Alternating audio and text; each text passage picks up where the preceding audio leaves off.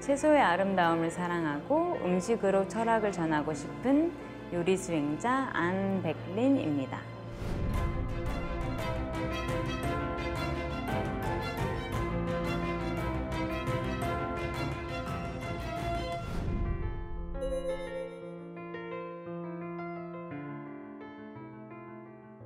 저한테 채식은 금욕적인 채식이 아닌 맛있는 채식이라고 생각해요. 보통 사람들이 채소는 샐러드밖에 없어 라고 생각하지만 저는 비건 셰프로서 고기보다 더 다양한 맛을 보여줄 수 있는 게 바로 채소의 매력이라고 생각을 해요. 그것은 해외에서 공부를 할 때도 미슐랭 레스토랑 셰프님들이 고기보다 더 다양한 채소를 사용하는 것을 보고 다시 한번 느꼈어요. 저한테 채소는 단지 풀이 아니라 쫄깃할 수도 있고 질겅질겅 씹을 수도 있고 아삭아삭할 수도 있고 되게 아름다운 수많은 재료들을 채소라고 생각을 합니다. 그런 채소들을 사용해서 무한한 가능성을 보여주는 게 저는 채식 요리라고 생각을 해요. 수많은 감염병이 사실 동물을 먹는 거에서 시작되는 감염병이 되게 많아요. 그중 하나가 코로나 바이러스인데요. 채식을 하면은 코로나 바이러스가 줄 수 있는 확률이 70%나 된다고 해요. 그래서 저는 맨 처음에는 소화가 안 돼서 채식을 했지만 갈수록 이게 정말 내 환경을 위한 거가 결국 내 자신을 위한 거구나 라는 거를 느끼면서 채식을 하고 있는 것 같아요.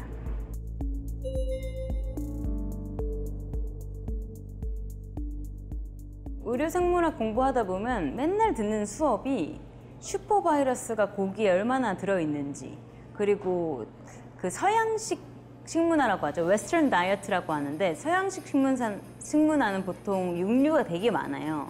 그거를 많이 하면은 건강이 안 좋아지는지, 어떻게 안 좋아지는지를 거의 매일매일 공부를 한다고 생각하시면 돼요. 그래서 그런 걸 공부를 하다 보면은 채식이라는 개념이 아니라 그냥 자기가 고기를 좀 줄여야겠다, 야채를 좀 더 많이 먹어야겠다라는 생각이 아주 자연스럽게 들게 됐던 것 같아요. 그런 상황에서 동물복지나 환경에 대한 지식을 접했으니까 굉장히 저는 오픈마인드로 접할 수밖에 없었죠. 왜냐하면 이미 나를 위한 거를 알고 있는 상황에서 동물이나 환경을 접하는 것과 지금 나는 치킨이 너무 좋은데 동물이나 환경 내용을 접하는 거는 아주 다르다고 생각을 하거든요. 그래서 이게 정말 자기한테 도움이 되는지, 자기한테 이득이 되는지 이것부터 사람들한테 알려주고 싶었던 것 같아요. 그래서 맛있는 채식을 하는 것도 채식이 당신의 식문화를 행복하게 할 수 있다라는 거를 전하고 싶어서 맛있는 채식을 하는 거고 아름다운 채식을 보여드리는 것 같아요.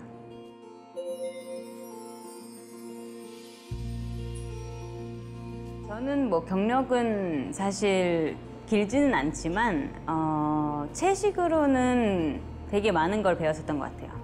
채식이 굉장히 핫한 LA에 베니스 비치 거리가 있어요. 거기에서 채식 관련된 요리 학교를 전문적으로 수료를 했고요.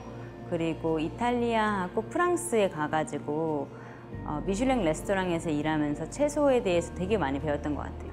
사실 그 미슐랭 레스토랑이 채식 레스토랑은 아니에요. 하지만 고급이라고 표현해야 될까요? 아니면 조금 더 유명한 셰프들일수록 채소에 대한 애정이 엄청나게 강하거든요. 그래서 그 사람이 비건 셰프여서 강한 게 아니라 셰프여서 채소를 좋아하는 사람들이 정말로 많아요. 그런 셰프들이랑 같이 일을 하게 되면은 자연스럽게 채소가 너무 맛있다, 이거의 끝은 도대체 어디인가, 이거를 매일매일 느끼면서 요리 공부를 해왔던 것 같습니다.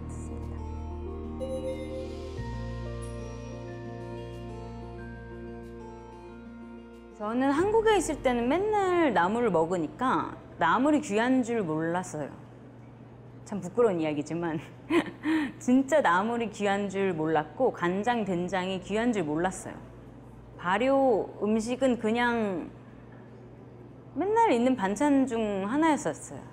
근데 제가 미국하고 이탈리아하고 프랑스에 가니까 간장, 된장, 흑마늘, 그리고 나물, 사찰 음식을 거의 광적으로 좋아하는 거예요.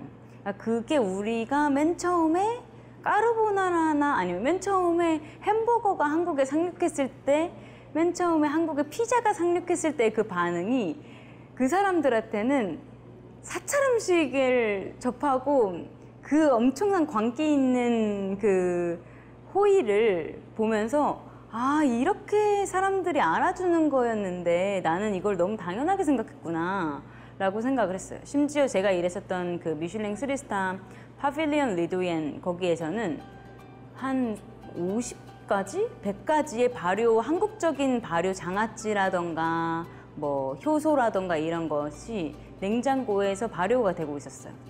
그런 걸 요리해서 미슐랭 3스타에서 서빙을 하는 거예요.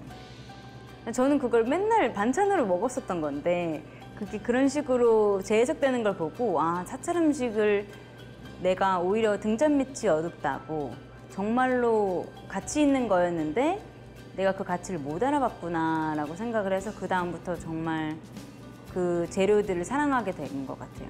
그래서 그런데 한국 사람들은 제가 옛날에 생각했던 것처럼 재미없어. 사찰 음식 재미없어. 사찰 음식 섬섬해. 맛이 없어라는 편견이 너무 강했고 그거를 조금 더 사람들한테 재미있게, 특히 젊은이들한테 재미있게 전하기 위해서 속세사찰이라는 레스토랑을 열었습니다. 속세사찰, 이름은 소식이었고요. 컨셉은 사찰 음식의 재해석입니다.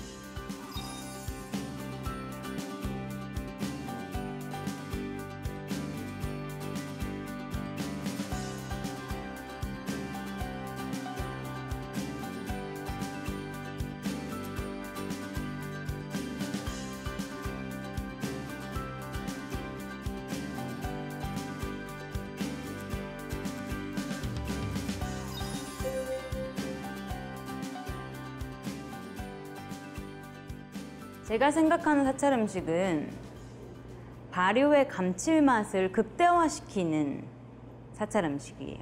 그것이 겉으로 보기에는 마늘빵이지만 예를 들면 비름나무를 간장에 볶아가지고 제가 마늘이랑 같이 빵에 올려서 드리거든요.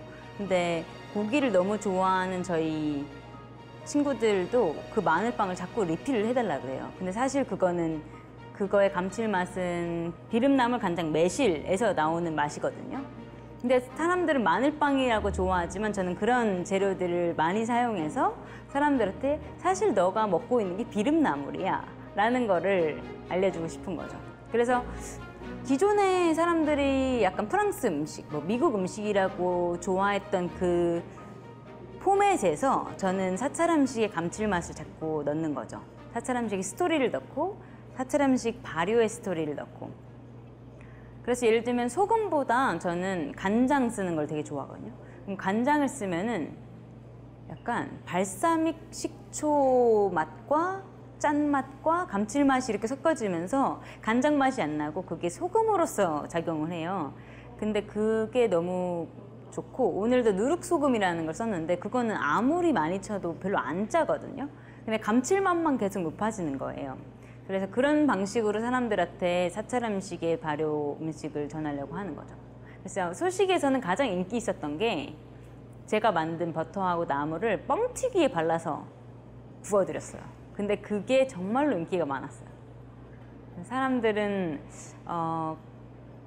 새롭게 보여주기만 한다면, 맛있고 아름답게 보여줄 수만 있다면 사찰 음식도 조금 더 재밌게 해석할 수 있지 않을까라고 생각합니다.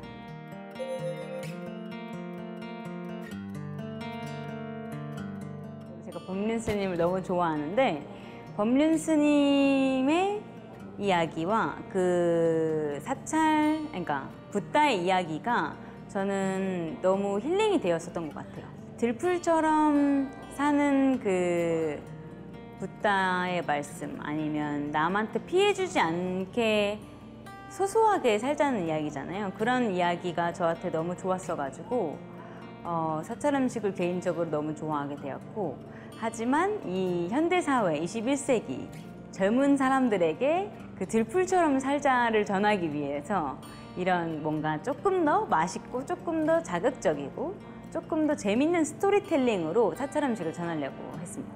그리고 정토의 그 봄린슨의 행복동도 엄청 많이 보고 그 증문즉설도 되게 많이 다니고 사찰 그리고 정관 스님도 찾아가서 같이 요리도 하고 그랬어요. 사찰 음식이 너무 맛있어요. 그리고 섬섬하다고 생각을 하는데 제가 먹었던 정관 스님의 요리는 되게 자극적이었어요. 왜냐면 거기 마늘 대신에 쓰는 것들이라던가 아니면 된장이나 간장이 오래 막 몇십 년간 발효되면서 짠데 감칠맛이 엄청 진한 이런 장을 사용하기 때문에 엄청 자극적이거든요. 엄청 맛있어요. 그래서 그런 요리가 미국의 치즈하고 버터 같은 거였어요. 예를 들면 치즈하고 버터는 보통 발효나 어떤 이런 과정, 시간을 통해서 만든 게 치즈하고 버터잖아요. 그래서 그런 발효 버터나 발효 치즈 대신에 한국은 간장하고 된장이 있는 거예요. 근데 비건 요리는 치즈 버터를 쓸 수가 없잖아요. 근데 간장하고 된장을 쓰면 그 발효의 맛이 똑같이 나는 거예요. 그래서 굳이 비건 요리를 유제품 없이도 충분히 만들 수 있구나. 그리고 사실 사찰 음식에 아니면 한국적인 배경을 갖고 있는 저는 비건 요리를 하기 굉장히 특혜받았구나라고 느낄 정도로 된장하고 간장이 없으면 비건 요리를 맛있게 하기 정말 어려운 거예요. 그래서 와 진짜 다르다. 그러니까 미국이나 채소를 사랑하는 미국 프랑스 셰프들이 사찰 음식이 팬이 될 수밖에 없구나를 외국에서 요리 공부를 하면 더 많이 느끼는 것 같아요.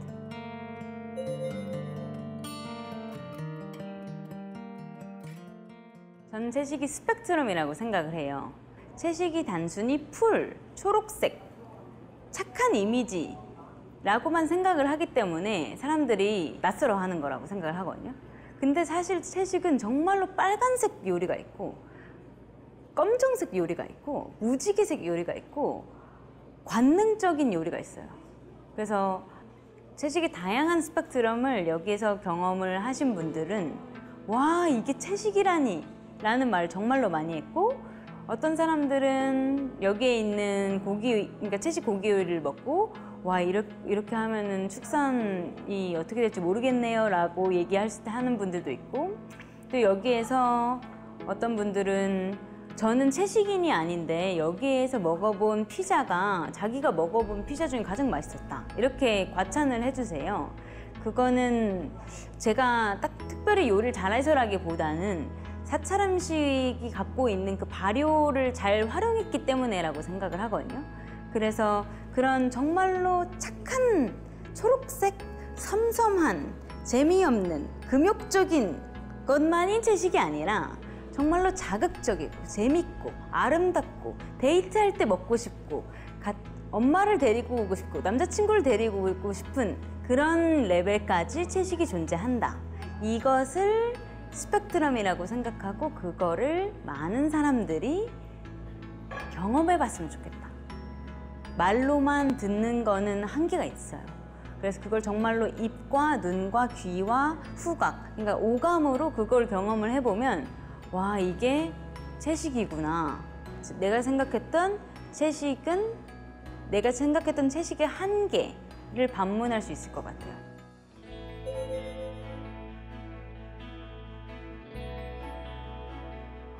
언젠가 채식이 더 많은 사람들한테 익숙해지는 날이 온다면 저는 조금 더 대중적인 요리를 하고 싶어요. 예를 들면은 노루궁뎅이로 치킨을 만들어서 배달을 한다거나 이런 걸 너무 하고 싶어요. 근데 사실 노루궁뎅이 너무 비싸요. 그래서 그거를 현재 있는 치킨 가격에 못 맞춰서 이게 수요와 공급에 이게 안 맞는 건데 사실 노루궁뎅이 치킨은 그러니까 영국의 런던에는 그 채식 치킨이 엄청나게 대중화가 되어 있거든요. 그래서 조금 더 재밌고 젊은 사람들이 익숙해하는 형태로 채식을 전하는 거를 앞으로 더 하고 싶습니다. 그리고 채식을 하는 이유 중에 동물의 복지가 있는데 저는 언젠가는 제 레스토랑에서 이 강아지와 같은 식탁에서 먹을 수 있는 레스토랑을 꿈꿉니다. 그래서 동물이 우리와 같은 식탁에서 식사를 할 수 있다면 저는 당연히 환경과 동물을 더 사랑하고 애정할 수밖에 없을 거라고 생각해요.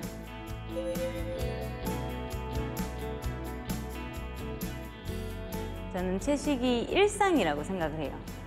사실 저희는 정말로 많은 채소와 과일을 일상생활에서 먹고 있는데 신기하게도 비건은 특별하게 생각하게 되는 것 같아요. 그래서 채식은 일상이다. 그리고 우리 매일매일의 다양한 스펙트럼이다. 라는 거를 제 좌우명이라고 생각을 합니다. 그래서 꼭 채식은 이래야 돼. 채식은 저래야 돼. 이런 생각보다는 내가 내 채식을 만들 거야. 내가 내 채식을 디자인할 거야. 라는 생각으로 사람들이 채식을 바꿨으면 좋겠습니다.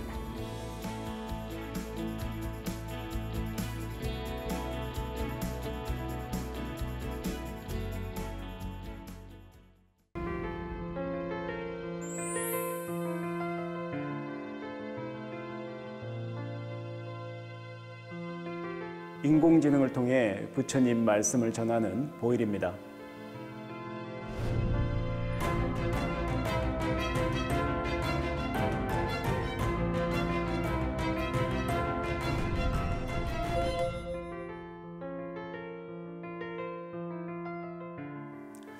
사실 시절 인연이라고밖에 볼 수 없는데요.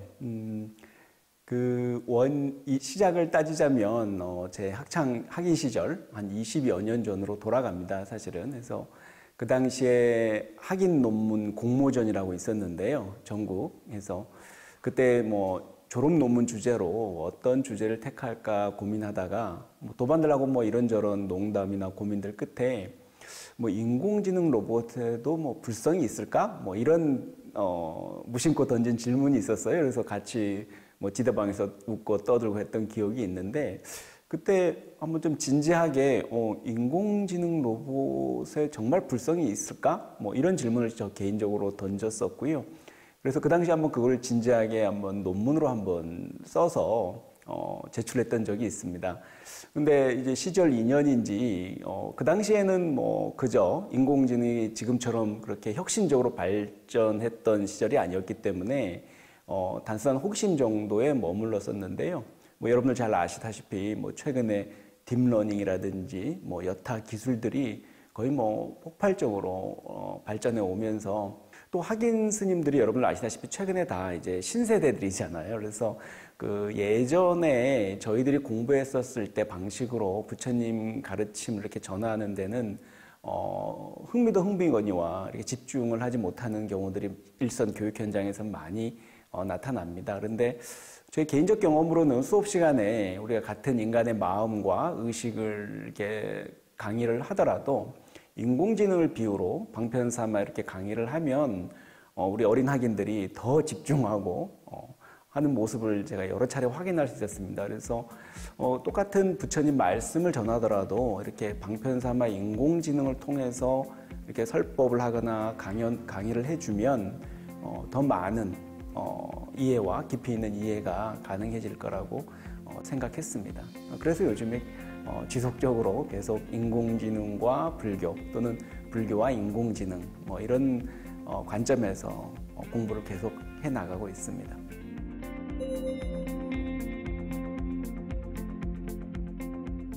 쉽게 얘기해서 기계가 생각을 하고 감정을 느끼게 되는 그런 기술을 말하는 거죠. 지금 우리가 인공지능 하니까 우리가 워낙 익숙해서 들어와서 계산이나 수리, 논리적 사유 이런 정도를 모의하고 모방하는 기계로 생각을 하는데 최근에 인공지능은 너무나 발달을 해서요. 사실은 인공 감성, 그러니까 우리의 인간의 감정들 있잖아요. 그 감정들까지도 모의하고 흉내내고 모방하는 그런 단계로까지 진입하고 있습니다. 근데 이 얘기는 결국 우리가 인공지능이라고 해서 어떤 인간의 어떤 정신 능력 중에 한 분야만, 한 부분만을 구현하는 기술이라고 생각하기 쉬운데요. 최근의 기술은 인간의 마음 전체를 지금 그대로 모방해내겠다, 그대로 구현해내겠다 하는 정도로 기술이 발전해 나가고 있습니다. 그래서 앞으로 기술이 더 발달하면 인공지능이 아니라 사실상 인공마음연구 뭐 이렇게 돼야 되지 않을까 저는 생각하고요. 앞으로 아마 그런 현상들은 여러분 잘 아시는 뭐 반려 로봇들, 우리 뭐 당장 뭐 로봇 청소기들이 집에 돌아다니긴 하지만요. 이러한 이제 우리 양로원이나 어르신들 보살피고 몸이 힘드신 분들 도와드리는 여러 가지 요양 로봇들이 아마 이제 그런 역할들, 그러니까 인간의 마음, 감정을 읽고 자기도 감정을 표현하면서 서로 상호작용해가는 그런 로봇이 탄생할 거고 지금 현재 기능하고 있고요.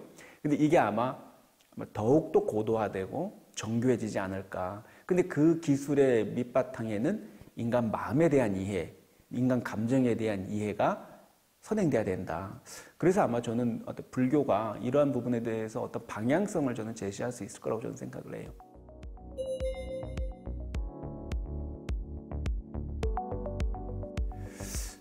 제가 이제 개인적으로 연구하고 공부해오는 바로는 최근 정확히는 2014년, 2016년 그 상간에 소위 말하는 딥러닝 기술이 이제 개발되면서 여타의 주변의 인공지능의 기술도 그 동반해서 엄청나게 발전하고 발달한 모습을 보여주고 있습니다. 그래서 그 전까지만 해도 소위 말해서 학계 또는 업계에서는 그 인공지능의 발전이 생각보다 더디다. 그래서 소위 인공지능의 겨울이라고까지 표현할 정도로 그냥 이렇게 얼어붙어 있는 학문 분야 또는 기술 분야였거든요. 그런데 불과 5, 6년 또는 6, 7년 사이에 이 딥러닝이 개발되면서 인공지능이 말 그대로 이제 봄을 맞았다 할 정도로 굉장히 활발하게 지금 연구가 이루어지고 있고요.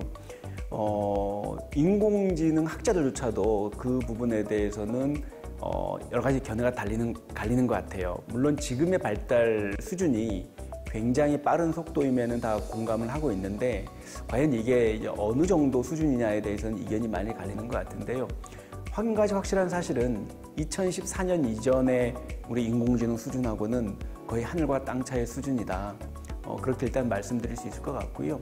앞으로 이제 도대체 어느 정도까지 이 인공지능 기술이 우리의 삶을 변화시키고 과학뿐만이 아니라 이렇게 나갈지는 누구도 이렇게 쉽게 예측할 수 없을 정도로 그 변화의 폭과 어떤 내용들이 너무나 다양하고 너무나 거세다 이렇게 말씀드릴 수 있을 것 같아요.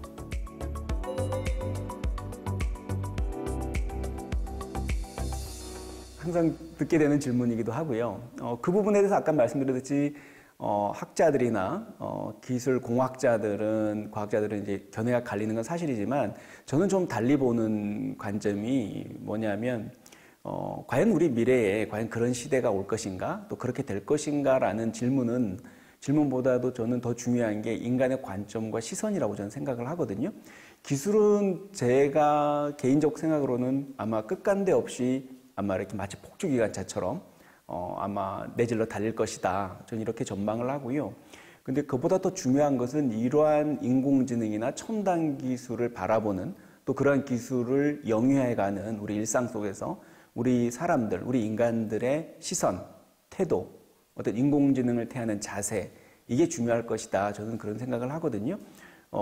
아시다시피 우리 인간들이라는 게 모든 사물이나 우리 반려묘 할 거 없이 가족 이상의 어떤 유대감이나 연대감을 이렇게 보이잖아요. 그런 것처럼 꼭 생명이 아닐지라도 우리 인간이라는 존재는 어떤 사물, 자기 차가 됐든 자기가 오래 쓰던 만년필이 됐든 시계가 됐든 어떤 의미를 부여하게 되거든요.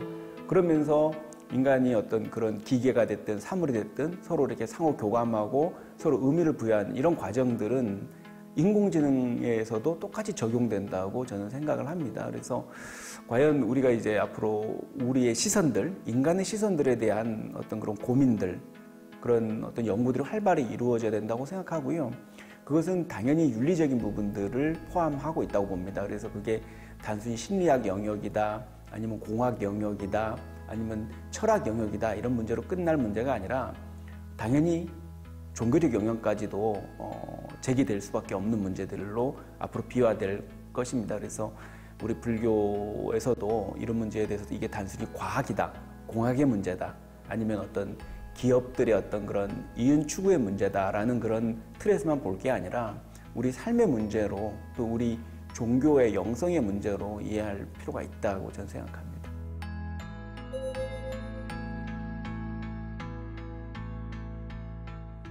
글쎄요, 저도 뭐 연재하면서 그런 고민들을 지금까지도 화두처럼 갖고 있는데 지금도 이제 많은 분들은 이제 그런 질문들을 던지고 고민을 하는 것 같아요. 그런데 거듭 저는 말씀드리지만 우리 불교에서도 뭐 기본적으로 여러분 잘 아시겠지만 무아를 얘기하잖아요. 근데 우리가 기본적으로 가상의 실체, 그러니까 고정적, 확정적인 나라는 존재가 실제하지 않음에도 불구하고 우리는 자기 자신에 대해 집착하고 애착을 보이는 그런 태도로 우리가 일생을 살아가지 않습니까? 그래서 오히려 불교적 관점에서 보면 오히려 인공지능이라는 그런 대상을 보고 사물을 봤을 때 오히려 우리가 내가 존재한다는 착각, 내가 실제한다는 착각, 내가 확정적이고 영원히 존재한다는 그런 착각으로 우리가 삶을 살아가는 나라는 존재라면 인공지능도 역시 나라는 착각, 내가 존재한다는 착각, 그런 일종의 버그라고 할 수도 있는 건데 그런 오류는 언제든지 저는 발생할 수 있다고 생각하거든요. 근데 그게 과연 우리가 얘기하는 진정한 힘의 뭐 자아의식이냐 아니냐 뭐 그건 논란의 여지가 있겠죠. 그래서 제가 거듭 말씀드리지만 그건 오히려 중요하지 않다. 그러한 자아의식을 갖고 있다고 착각하는 인공지능이 됐든 그러한 대상들을 보는 우리의 태도, 생각들, 마음들이 어때야 될 것인가. 단순히 뭐 인공지능을 어차피 기계니까 우리가 마치 무슨 가전제품 다루듯이 그냥 다뤄도 좋은 건지 아니면 또 그 반대로 생명이 아닌데 우리가 필요 이상으로 애착하고 집착하면서 막 이렇게 애지중지하는 그런 경우들 있잖아요. 그런 또 필요 이상의 그러한 집착과 애착을 보이는 태도들은 또 옳은 것인지 어쨌든 양극단에 있는 문제라고 저는 생각을 하고 그래서 이럴 때일수록 더욱더 우리 부처님께서 말씀하셨던 연기법이나 소위 말해서 중도적 시선들 이러한 것들이 더욱더 다시 한번 새삼스럽게 떠올리게 되는 그런 내용들이 아닌가 저는 그런 생각을 해요.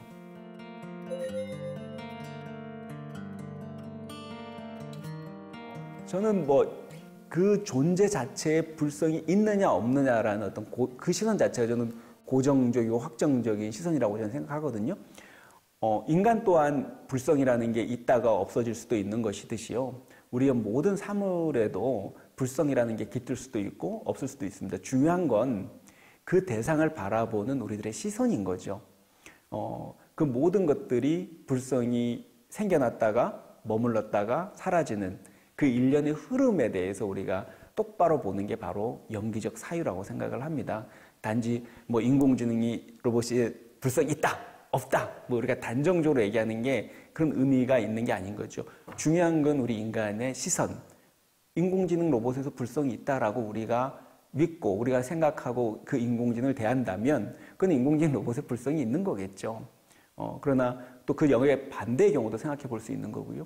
그래서 제가 거듭 강조하듯이 앞으로는 더욱더 인공지능 그 자체도 중요하겠지만 인공지능을 대하는 태도, 사유 방식 이게 너무나 이제 더 중요해지는 시절이 왔다.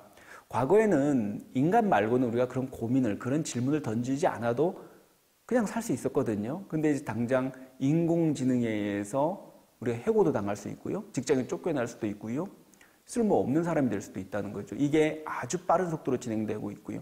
그런 과정에서 아마 어느 날 갑자기 실직돼서 집에 앉아 있으면 그 우리 스님들이 항상 하는 질문이 있죠. 실존적인 질문일 수 있는데 나는 누구인가라는 그 이목고라는 화두가 그냥 던지는 화두가 아니라 진짜 이제 삶의 문제로서 아마 그런 화두들을 각자 던지게 되는 날이 오지 않을까. 그래서 저는 오히려 불교가 오래된 질문들이잖아요. 그런 형태의 화두로서 던졌던 질문들이 지금 이 시대에 특히 미래에 오히려 재해석되고 오히려 더 진실한 살아있는 질문으로 던지게 되는 이제 시간이 되지 않을까 저는 그런 생각을 해봅니다.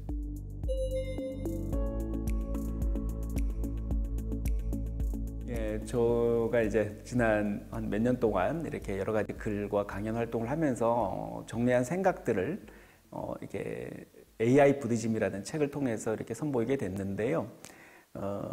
책 제목을 뭘로 할까 많이 고민을 했었습니다. 그런데 그 많은 얘기들, 그러니까 인공지능의 혁신적 발전과 우리 전통 종교 또 전통적인 사유 방식인 불교 사상과의 어떤 관계나 그를 통한 재해석하는 이러한 형태 일련의 활동들, 고민들, 사유 방식들, 글쓰기들 이런 내용들을 어떠한 개념 속에서 우리가 이해할 수 있을까라는 그런 고민을 하던 중에 인공지능 불교, 그래서 뭐 좀 글로벌한 느낌으로 AI 부디즘이라는 이제 개념을 제시해서 앞으로 닥쳐올 인공지능 AI 시대에 불교적 사유 방식에 기반한 일체의 이해 방식들, 논의들, 그러한 형태의 학술 활동들을 저는 이제 개인적으로 AI 부디즘이다 이렇게 한번 명명을 해서 다가오는 AI 시대에 우리가 어떻게 하면 지혜롭게 이 시대를 우리가 조화롭게 살아갈 수 있는지를 한번 고민해보자. 그 조화를 한번 모색해보자. 라는 차원에서 한번 그런 개념을 한번 제시해봤습니다.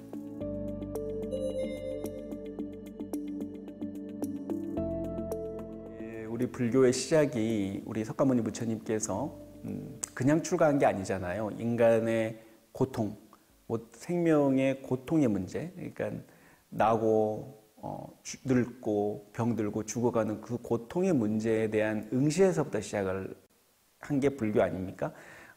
그래서 이제 부처님께서 출가를 하신 거고요. 똑같습니다.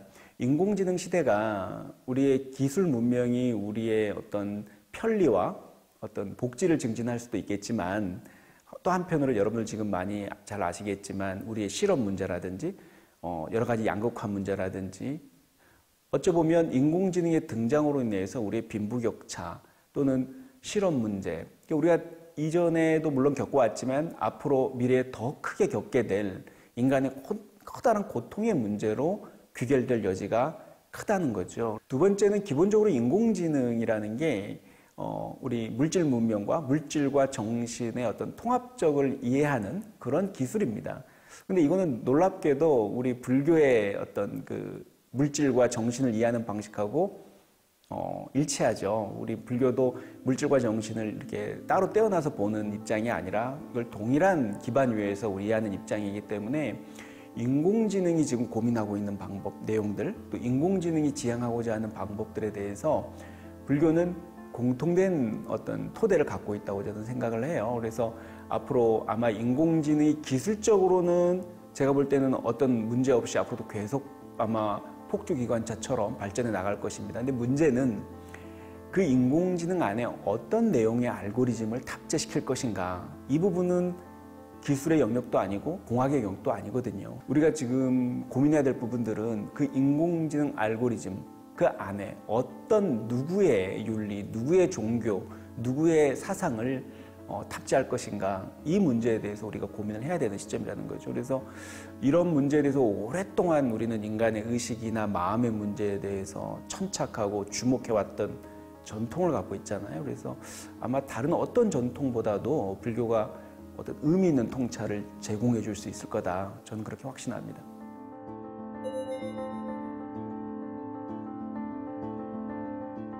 저는 지금 제가 하는 작업하고도 이게 맥락이 다 있어서 하는데요. 제가 많이 인용하는 내용 중에 그 부처님 대반 열반경에 부처님이 열반하시기 직전에 제자들한테 한 이제 마지막 유훈이라 그러죠. 그 내용 중에 그런 얘기가 나오더라고요. 세상은 신속하니, 즉 세상은 빠르게 변화하니 너희들은 게으르지 말고 정진하라. 이 말씀이 마지막 유훈이셨거든요. 그 게으르지 말고 정진하라는 누구나 다 이해할 수 있는데 그 우리가 계속 열심히 정진해야 되는 이유가 세상은 빠르게 변화하기 때문에 라고 말씀하셨거든요. 제자들이 이렇게 물어보죠. 세종께서 돌아가시면, 열반하시면 그 장례는 누가 치르게 됩니까? 어떤 절차를 밟을까요? 이렇게 물어보니까 부처님께서 하시는 말씀이 나의 장래는 신심 있는 제가자들이 알아서 할 것이니 너희들은 개의치 말고 계속 정진하도록 해라. 이렇게 말씀하시거든요. 그 얘기는 뭐냐 하면 부처님이 열반하시고 나서 장례를 치르는 그 시간조차도 시간이 흐른다는 거죠. 그 시간 동안에 그 정진할 수 있는 시간을 뺏긴다면 그 시간만큼의 흐름을 놓치게 된다는 거죠. 이 얘기는 뭐냐면 부처님 말씀이 아무리 훌륭하고 아무리 뛰어나더라도 무상하기 때문에, 모든 것은 변화하기 때문에 그 시대의 고민과 그 시대의 언어와 그 시대의 사유방식으로 부처님의 가르침이 재해석되고 변주되고 그 사람들의 언어로 소개되지 않으면 이 땅에서 사라진다는 거죠. 여러분 잘 아시겠지만 우리 불교 전통 안에 그 수많은 부파들이 있었지 않습니까? 뭐 대승의 태동까지, 그 외에 선에 이르기까지요. 그 왜 똑같은 불교인데 거듭거듭 새로운 불교들이 만들어졌겠습니까? 그거는 그 시대가 원하는 가르침, 그 시대가 원하는 불교가 되기 위해서 끊임없이 노력했던 결과라고 저는 생각을 하거든요. 바로 그 유훈에 그런 내용이 잘 담겨 있다고 봅니다. 그래서 지금 뭐 혹자들은 그런 궁금함도 있을 거예요. 왜 불교가 현대 기술하고는 인공지능에 관심을 가져야 되는가라고 이렇게 질문을 해올 수도 있는데요. 제가 드리고 싶은 말씀이 바로 그 내용입니다. 불교도 꼭 인공지능이 아니어도 상관이 없겠죠. 하지만 중요한 건 이 시대가 고민하고 있고 이 시대가 요청하고 있고 하는 그 내용에 대해서 이 시대의 언어로 부처님의 말씀을 전할 수 있어야 된다고 저는 생각합니다. 그랬을 때 비로소 우리 부처님의 귀한 가르침이 현대 과학기술이 됐든 AI 시대가 됐든 그보다 더 우리가 모르는 미래 시대가 됐든 이 부처님의 소중한 가르침이 이 땅에 그대로 계속해서 우리 후손들한테 전해질 수 있는 그런 이유가 된다고 저는 생각합니다.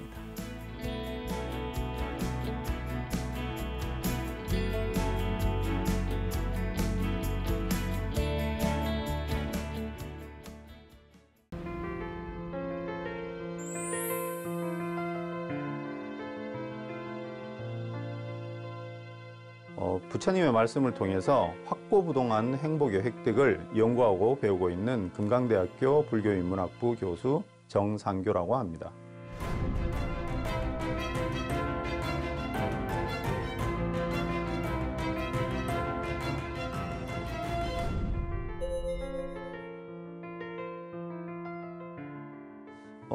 부처님의 가르침의 가장 큰 목표는 사람들의 인간의 어떤 그 확고부동한 행복의 획득이거든요. 그걸 통해서 어떤 고통에서 벗어나는 방법을 부처님께서는 가르치려고 하셨고요. 그래서 불교인문학부에서는 그러한 부처님 말씀을 기반으로 해서 인간의 어떤 행복, 인간에 대한 이해를 높이는 그런 학문이라고 할 수가 있습니다.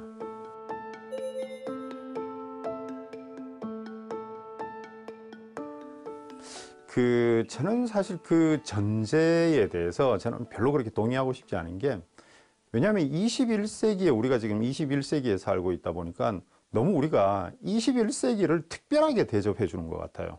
조금 더 표현을 달리하면 너무 21세기에 대해서 조금 호들갑을 떠는 거 아닌가. 왜냐하면 우리가 이제 얼마 전에 우리나라 그 누리호 발사를 했지 않습니까? 뭐 거의 대부분 성공이었다고 하는데, 우리가 그 신석기 혁명 이후로 지금까지 인간들의 어떤 뇌 구조는 똑같다라고 하거든요. 그러니까 신석기 시대에 우리가 어떤 그 도구를 썼을 때 뇌하고 누리호를 쌓아 올렸을 때 그거는 같은데, 그리고 또 우리 인류 역사에서 엄청난 변화는, 인류의 어떤 삶을 다 바꾼 그 변화는 엄청나게 많았거든요. 뭐 아까 말씀드린 이제 신석기 뭐 농업혁명도 있고, 그 다음에 뭐 르네상스도 있었고, 과학혁명, 산업혁명, 뭐 프랑스 대혁명, 엄청나게 큰 일은 많았어요. 그런데 왜 우린 지금 21세기만 가지고 4차 산업이 온다라는 이유만으로 큰 변화인가라고 얘기를 하거든요. 근데 사실 그 엄청난 변화 속에서 우리가 하나 간과하고 있는 게 있는데, 과연 그 변화 속에서 우리 인류는 행복했을까? 거기에 대한 반성이 없었어요. 그렇기 때문에 불교는 그 어떤 종교와 가르침보다 인간의 행복에 대해서 굉장히 치밀한 뭐 연구랄까요? 그걸 지금까지 해왔고, 따라서 지금 21세기에 4차 산업혁명이 온다고 해서 우리의 어떤 삶이 손가락 하나 까딱 안 하고 편하게 산다고 해서 우린 과연 더 행복해질까? 거기에 대한 답은 우리는 못 내리고 있거든요. 그랬을 때 행복에 대한 매우 실천적인 고찰을 한 불교의 가르침은 여전히 우리에게 유효한 가르침이라고 생각을 합니다.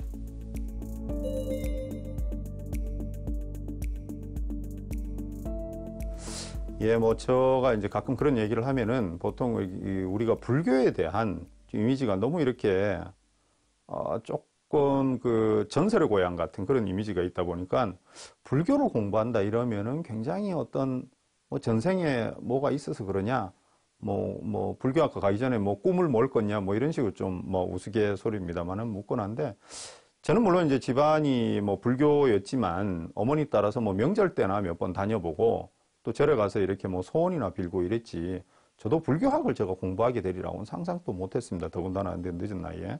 근데 이제 대학을 졸업하고 그 학원에서 이제 아르바이트를 하면서 있다가 우연히 그 배치표에 굉장히 높은 대학을 하나 봤는데 금강대학교를 보게 된 거예요. 전 처음 들어본 대학이었고, 그런데 보니까 100명만 뽑아서 전액 무료로 하고 졸업하고 해외 대학원을 가면 유학비까지 지원해 준다, 이 문구가 있는 거예요. 근데 그 100명이면 이게 사실 그 등록금을 다 받아도 운영이 안 될 대학인데, 그래 유학? 그럼 차라리 이 대학을 가서 내 유학을 가볼까? 그런 생각이 들어가지고 처음에는 금강대학교에 그 당시에 이제 영어 통역학과가 있었는데 영어학과로 입학을 했습니다. 그래서 영어를 해서 그냥 뭐 미국으로 그럼 뭐 유학이나 갔다 오면 되지 않을까, 이제 그런 생각으로 들어왔다가, 근데 역시 이제 나이를 먹고 이제 수능을 보고 다시 들어오긴 했지만 나이 먹고 그 다시 학교를 다닌다는 게 쉽지가 않더라고요. 그런데 한 두어 달 지나서 이제 중간고사 칠 때가 다가왔는데 공부도 솔직히 안 했고 시험 보기도 너무 귀찮고 그냥 솔직히 그때 마음에서는 그냥 이제 그만두고 가려고 그랬었어요. 가려다가 이제 불교학과 다니는 이제 학생 한 명이, 제가 이제 우스개로 그랬죠. 어느 날 밤에, 그날 달이 굉장히 밝았는데, 형님, 그렇게 공부 안 하시면 그 과에서 형님 꼴찌 아니세요? 맞다고. 그 학생이 자기가 불교학과에서 꼴찌를 하고 있으니까 불교학과로 전과를 하면 어떻겠냐. 그런데 그 순간 불교학자라는 말이 너무 크게 와닿는 거예요. 그리고 그 학생이 하는 얘기가, 불교학은 서양에서 발전된 학문이기 때문에 형님 유학 가고 싶으시면 불교학을 하면 유학 가는 것도 굉장히 좋을 것이다. 그 전까지만 해도 저는 불교학 이러면은 뭐 우리 스님들만 공부하는 것이고 뭐 목탁 치는 거 배우는 데인 줄 알았는데 그게 전혀 아니었더라고요. 그래서 저는 그 다음 날로 바로 불교학과 전과 마음을 냈고 2학년 때 이제 전과해서 뭐 지금까지 그렇게 불교학을 연구하게 되었습니다.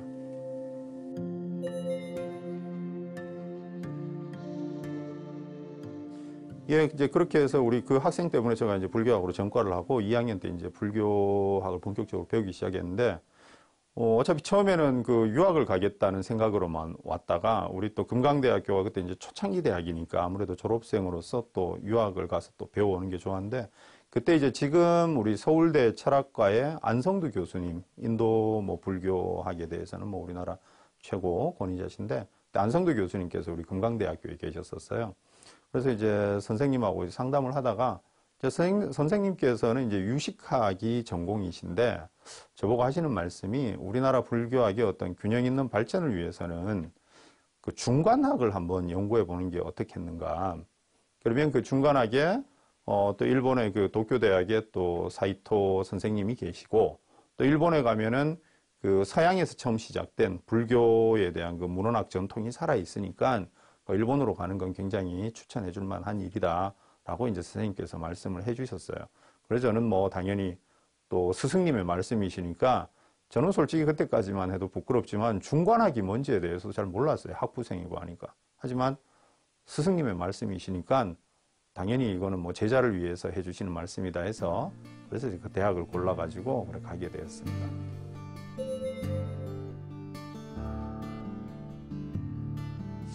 예, 이제 뭐 유학 생활이라는 게 뭐 다 그렇지만 그렇게 이렇게 뭐 쉬운 생활은 아니고, 또 무엇보다 이제 그 스트레스 해소가 잘 안 되더라고요.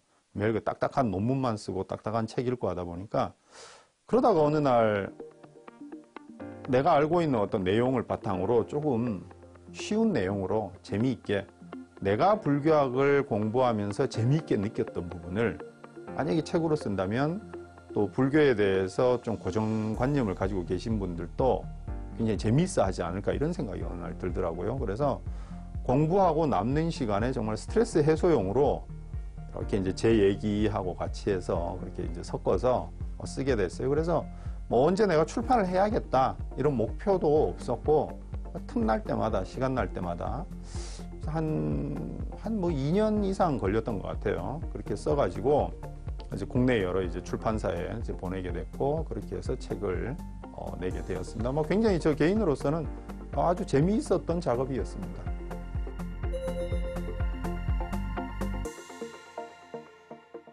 제가 이제 그 박사학위를 받고 바로 한국에 들어와서 백수로 이렇게 지내고 있었는데 들어오자마자 제가 또 어떻게 감사하게도 해인사 승가대학에서 특강을 좀 와달라고 그러시더라고요. 그래 가서 이제 특강을 2박 3일 하고 참고로 저한테는 굉장히 좀 불만족스러웠습니다만 제가 상당히 처음이어서 굉장히 강의를 좀 떨고 이래가지고 근데 그때 어떤 분이 BBS의 이제 작가님께 또 이렇게 얘기를 해 주셔가지고 한번 같이 찍지 않겠냐라고 하셔가지고 그때는 이제 뭐 아직 그 제가 강의 자리도 없을 때고 해서 그 BBS 그 가서 촬영하고 할 때가 한 달에 2번 이렇게 찍었는데 너무 즐거웠고 또 여러 이게 또 그때 우리 성진 스님 또 알게 되고 해서 굉장히 즐거웠던 그 기억으로 남아 있습니다.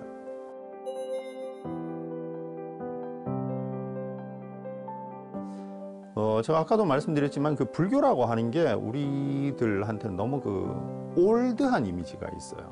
한문으로 다 되어 있고 그래서 접근하기 어렵고 그런데 불교라고 하는 것은 이제 그 부처님께서 그 가르침을 펼친 이유는 인간이 어떻게 하면 고통스럽지 않게 살아갈 수 있을까에 대한 것이 붓다의 가장 큰 부처님의 그 관심거리였거든요. 그래서 부처님께서는 그 확고부동한 행복, 그 일시적으로 사라지는 행복이 아니라 확고부동한 행복을 획득하는 방법을 만약에 중생들에게 가르쳐 준다면 그 중생들은 정말 그것으로 행복하고 즐겁게 살 수 있지 않을까라고 이제 생각을 하셨습니다. 그래서 저는 그 불교의 현대적 의미는 물론 이제 우리가 이론적인 철학적이면 또 매우 심오하고 깊고 한데 결국은 어떻게 하면 우리 지금 오늘 하루를 지금 뭐 현대 문명이 과학이 발전해가지고 뭐 드론으로 배달을 하고 AI가 우리의 어떤 가족처럼 친구처럼 살아가는 이제 그런 시대가 되기는 했지만 과연 우리가 그렇게 편리한 삶을 산다고 해서 계속 행복한가에 대한 질문을 해야 되거든요. 얼마 전에 우리 지금 뭐 대통령이 G7에도 초청돼 갔었고 또 우리가 이제 G20에도 지금 대통령이 이제 가셨는데 우린 너무 지금 잘 살거든요. 잘 삶에도 불구하고 OECD에서 자살률은 여전히 가장 높아요. 저희 부모님 세대와는 비교도 안 되게 너무 잘 살고 있는데 왜 그럼 그렇게 자살하는 사람이 생길까? 물론 이제 또 이렇게 얘기하면 불교는 무조건 어떤 그 물질적인 것에 관심이 없는가? 불교는 무소유를 얘기했던 게 아니라 무집착을 얘기했던 거죠. 당연히 그 우리가 경제적 수단은 중요합니다. 그런데 그것이 행복과 일치하느냐는 우리가 반드시 물어봐야 될 문제인 거죠. 그렇다면 불교라고 하는 가르침은 무려 2500년 동안 인간의 확고부동한 행복에 대해서 그 어떤 가르침보다 아주 깊은 통찰을 가져왔거든요. 그래서 저는 불교의 현대적 의미라고 한다면 우리가 현대인들이 어떤 그 물질적 편리로 행복할 거라는 착각을 자꾸 하는데 진정한 그것이 행복인가에 대한 그 질문과 거기에 대한 대안을 마련해 줄 수가 있다고 생각합니다. 그것이 불교의 현대적 의미라고 생각합니다.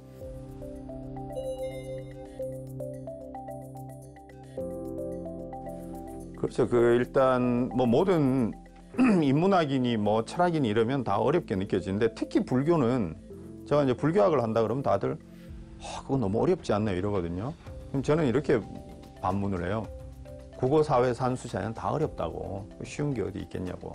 근데 불교는 그 목표가 인간의 확고부동한 행복의 획득을 목표로 하기 때문에 우리가 일상생활 속에서 어떻게 그런 불교를 이렇게 친숙하게 가질 수 있느냐라고 한다면 불교는 거기에 대한 방법도 제시를 했거든요. 우리가 어려운 이제 그 이론적인 면은 물론 이제 불교가 각 시대상에 따라서 이론화될 필요도 있었지만 그거는 우리가 처음부터 이렇게 일반 분들이 다가가기는 어렵고 저는 불교가 가르쳐준 그 수행적인 측면을 우리가 일상생활 속에서 충분히 할 수 있다고 생각합니다. 불교의 이론이라고 하는 것이 어차피 그런 실천 수행을 바탕으로 그 이론을 만든 거니까. 그러면 어떤 쉬운 게 있는가? 당장 오늘 밤에 우리가 자기 전에 밤에 불을 끄고 어떤 그 수식관, 그 호흡에 집중을 해서 자기 마음을 한번 집중을 해본다거나, 그렇게 되면 자기가 얼마나 많은 쓸데없는 감정에 따라서 살고 있었는가를 알 수가 있게 됩니다.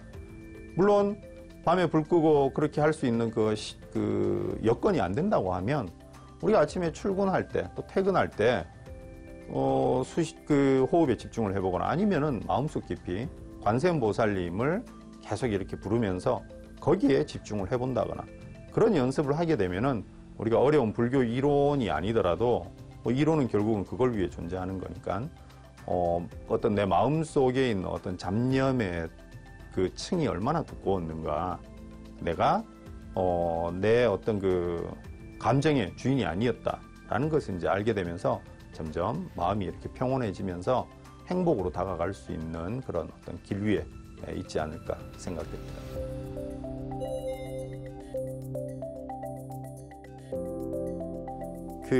제가 이제 서점에 갈 때마다 느끼는 게, 우리 불교는 역사가 그렇게 오래됐는데도 불구하고 대형 서점에 가봐도 불교 서적은 굉장히 조금밖에 없어요. 조금밖에 없고, 그리고 또 약간 약간 조금 이상하다 그럴까요? 좀 그러한 책들하고 막 같이 섞여 있어요.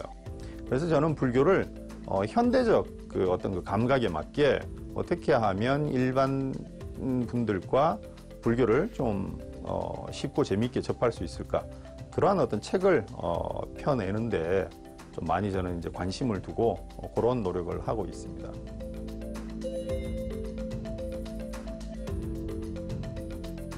예, 그 대승불교의 그 공사사항을 철학적으로 완성하신 그 용수보살님께서 중론이라고 하는 아주 위대한 그 논설을 쓰셨는데, 그 앞부분은 이제 팔불중도에 대해서 쓰시고, 그 뒷부분은 언어적 유희를 떠나 있으며 참된 진리인 연기의 진리를 가르쳐 주신 깨달으신 이들 중 가장 거룩하신 부처님께 나는 귀의합니다 라고 하는 그 시 개송이 있습니다.